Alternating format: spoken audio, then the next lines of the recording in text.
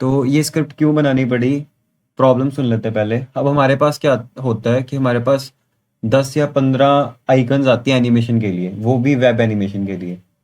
ठीक है। तो अब क्या होता है, वो 15 जो आइकन्स होते हैं होती छोटी छोटी एनिमेशन ही हैं, 3 या 4 सेकंड्स की होती है, मैक्सिमम 5 सेकंड्स की होती है।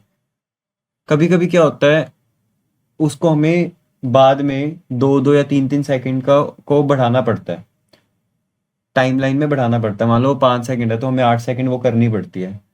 तो ये तो अब आप प्रोजेक्ट फाइल पे अगर आप देखोगे, ये तो 3 से 4 है, तो वो तो हम एक एक करके कर देंगे। बट ये मान लो 15 है या 20 है, तो हम एक एक पे जाके कंट्रोल के प्रेस करके, ठीक है, +3 ऐड करके फिर इसको बढ़ाएं। मतलब 15 एनिमेशन हैं। तो इसके लिए हमने एक स्क्रिप्ट रेडी की है। फाइल पे जाके मैं आपको स्क्रिप्ट दिखा देता हूँ। ये स्क्रिप्ट है, ओपन किया। अब आप देख सकते हो ये जो हमने स्क्रिप्ट बनाई है उसके अंदर क्या है, ये कॉम्प 1 है। कॉम्पोजिशन 1 के अंदर क्या है, ये 12 सेकंड का टाइम लाइन है। अब वो कहता है कि भाई हमें सब पे ना 3 3 सेकंड्स बढ़ा दे सबके। चलो ठीक है, हम बढ़ा देते हैं। 12 है तो हम इसको 15 कर देते हैं, ये 10 है तो इसको हम 13 कर देते हैं, ये 10 है इसको 13, इसको भी 13 कर दिया। कर दिया। अब क्या करना है, एक्सटेंड लेयर आउट, मतलब क्या है, अब ये जो आप नीचे आप लेयर्स देख रहे हो, लेयर 3 ये जो है, अब क्या होता है जब टाइमलाइन बढ़ती है ना, तो ये उधर की उधर ही रहती है। तो उसका सोल्यूशन भी हमने निकाला है कि हमने इसको कर दिया कि ऑटोमेटिक लेयर एक्सटेंड हो जाएगी एंड तक। तो अब हम जैसे ही अप्लाई करेंगे, तो अब देखना ये भी 13 सेकंड की होगी, ये भी 13 सेकंड की होगी, ये भी 13 सेकंड की होगी, ये भी 15 सेकंड की होगी।